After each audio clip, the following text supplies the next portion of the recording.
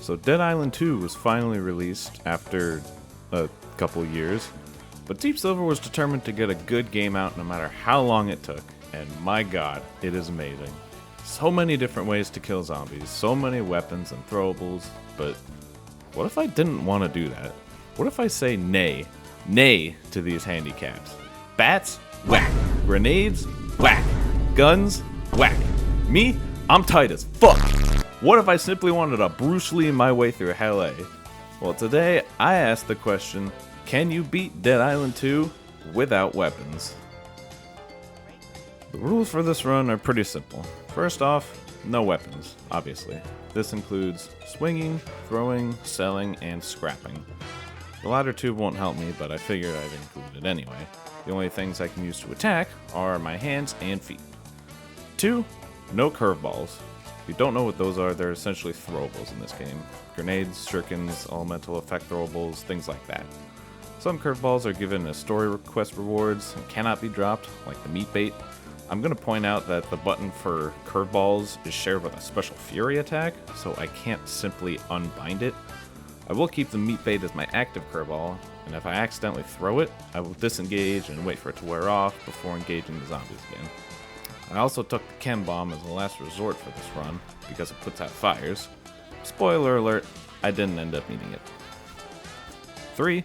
Last but not least, I will allow myself to use traps in this run, simply because they are unavoidable in the world, be they already active in nature or activated by zombies themselves. So I will permit traps in this run as long as I don't use batteries or jerry cans to hit zombies or throw them at zombies. With all that established, let's get into it. So first off, I'll need to pick my character. Each similar has similar stat points, each one being weak in one area and strong in another, making them all viable and playstyle dependent. I picked Carla since she has poor critical damage, except the thing is, you can't even deal critical hits without weapons anyway, so there was no downside at all. Her mosh pit skill will also come in handy since zombies tend to swarm in general, and since it'll take a while to kill them, there will be a lot hanging around me for most encounters. Now that I have my character, I'm ready to wake up injured somewhere. At the moment, it seems to be a plane. I rub some dirt in my wound and press on. Unfortunately, the run technically ends here. I have to smash this crate to progress, but I can't access standard controls until the game introduces them, so I can't kick, punch, access my inventory, or even slide attack. I tried to jump my way through this, even though I knew I wasn't getting through. After about 7 minutes of contemplating the situation, I accepted defeat and swung my weapon. This is bullshit, so the run is still alive in my heart.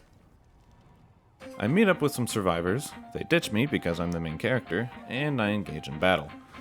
Don't let my filled hands fool you. Much like Patrick, I happen to be a world championship kickboxer. After I place my footprints in the zombie, I finally gain access to my inventory and drop all the dead weight I have, freeing up my fists to do God's work. I get another tutorial that causes me to fail the run, where I have to throw a weapon. I try climbing again to punch the thing I need to hit, and I also try simply waiting, but nothing works. So I accept defeat a second time already. This is also bullshit, so the run still lives, and luckily I have no more failures like this from here on out.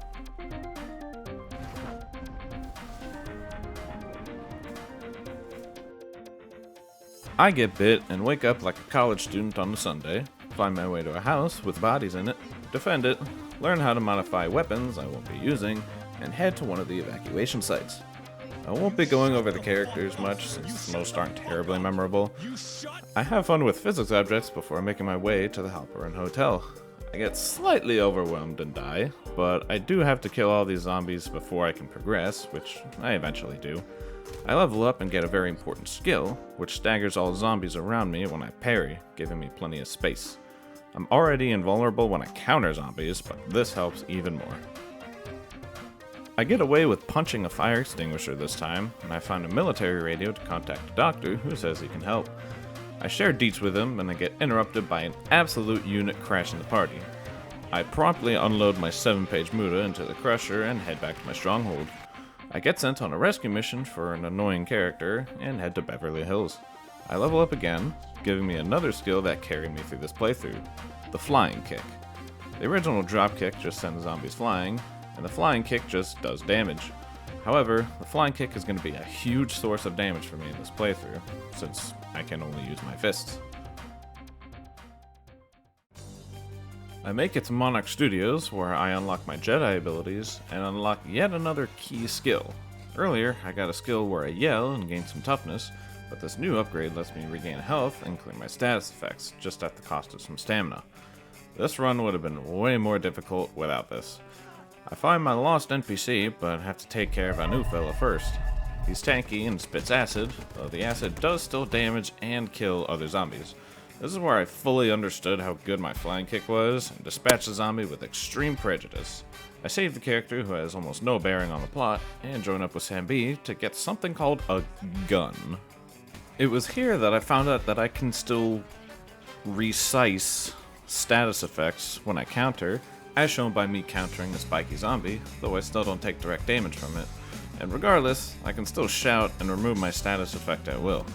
After I tell my mom that I will not do my homework, I'm asked to pick up a gun and use it against some zombies. I don't know why this bat has such a strange shape, but it's still not connected to my body, so I don't know how to use it anyway. I drop off the balcony I'm supposed to stand on and start punching everything until the bodies stop moving. I make it back to my friends and find out that the guy I saved was unsurprisingly bitten. I somehow shoot a bullet out of my fist, save everyone, and I get kicked out of the house. I head through some sewers to meet the best character in the game, Patton. He's a war vet living it up in the sewers, and he helps me find my way to Santa Monica. He doesn't go with me, unfortunately, but don't worry, we'll see him again. I make my way through Ohio before I get dropped into a pit of zombies, where I unlock my Fury skill, a nice alternative to shitting my pants and dying. I find my way out to Venice Beach and find some more friends. I then run through a quarantine zone and kill enough zombies to make a house out of before making it to Ocean Avenue, where the good doctor resides. So I'm not going to get out of here until I get proof of my immunity, so the doctor sends me to get some blood work done. I take 1,000,000 years to kill a riot gear zombie, and go get the doctor's toys from the pier. I get distracted by buttons again before finding the doctor's laptop. I'm just about to look at his search history before being rudely interrupted by a butcher, one of the nastiest zombies around. You're all gonna watch this entire fight just to get a taste of how brutal this was, and I'll take that time to explain why. When a butcher's health gets low, it will scurry off to a corpse and heal itself incredibly fast. And a lot of the time, it can heal up faster than I can deal damage. So yeah, this fight was a pain in the ass. I'll also mention how happy I am that this was the only mandatory butcher fight in the game, also meaning that I never had to fight the Apex variant of Vicious Butcher. It's the same thing, but it's spiky, so I'd take damage for every hit I dealt on top of its healing. That would have definitely ended the run. Anyway, I eventually kill this butcher and head back to the doctor. I look at my funny run cycle for a moment and twist my ankle on a fall before finding out that Dr. Reed may be sus. I find a secret lab and uncover that Reed was actually making the alien from the Thing prequel movie. Me, being the honorable warrior, challenge this thing to hand-to-hand combat and use my fury to eventually emerge victorious. To nobody's surprise, the promise to help turned out to be bullshit, and Reed is running with his cock between his legs, and I gotta go follow him, give him a very stern talking to. I take my friends to meet up with Patton again, and he agrees to come with us to fly a helicopter out of here. We get separated because, obviously, and I encounter a hefty roadblock. You see, I hadn't been doing side missions this whole time since I figured they wouldn't give me anything, right? So I've been blazing through the story. However, as a result of that, I'm extremely underleveled. As you'll see, all the zombies have skulls next to their name. There's another mandatory mutator fight here, accompanied by a big horde which includes a screamer, slowing me down and ensuring that the mutator always mutates into its stronger form, though I doubt I'd have much luck dealing enough damage to kill it before it changes anyway. I simply wasn't dealing any damage to the zombies and I kept dying incredibly fast. I huffed massive amounts of copium trying to do this fight for 20 minutes and I got nothing to show for it. So, I did side quests. helped an old guy, set some fires, delivered some pizza, stuff like that. I'm not going to bore you with the details. After grinding 4 extra levels, I head back to face my demons, which I'm now equal level to. I get through it without dying, since I'm now doing 3 times as much damage and taking a lot less of it since I was first here. I find a train to my destination before I'm ambushed by a large group of zombies when my recording cuts out. I got through it with no issue, but I have no idea why that happened. I only noticed when I pulled a sneaky trick to progress in the story. So there's a door that's blocked on the inside with boxes and no other way around. The idea is to either shoot the boxes or throw your weapon or a curveball, but obviously I can't do any of that. A lesser player might call this run a failure at this point, but I'm a real gamer with 50,000 power and I pull a big brain gamer move. You have a couple options to choose from when it comes to your special fury attack, and one of them is spitting acid. I use up my fury and successfully break those boxes without the use of weapons. It was at this point I realized I wasn't recording and quickly hit the record that feature on Windows and managed to capture this before starting my recording again. I run through some more metro tunnels before finally meeting my friends at Hollywood Boulevard and closing in on the doctor. What are you doing? Nothing. Me? Just hanging around. He explains the plot, and wow, he started the infection, but he can cure it because there's a hidden thing in some people and blah blah blah blah blah blah. He ends up turning and mutating. It's up to me to put old Yeller down. He's lucky though, he actually got to pick out his own gamer tag. Nothing was special about this fight other than the backup horde consisting of several special zombies. Ruben acts like a standard mutator zombie, so I whittle him down with my fisties and nearly finish him with my fury, but in the end, it ends with a good old flying kick. After that, I return to my friends, finishing the game.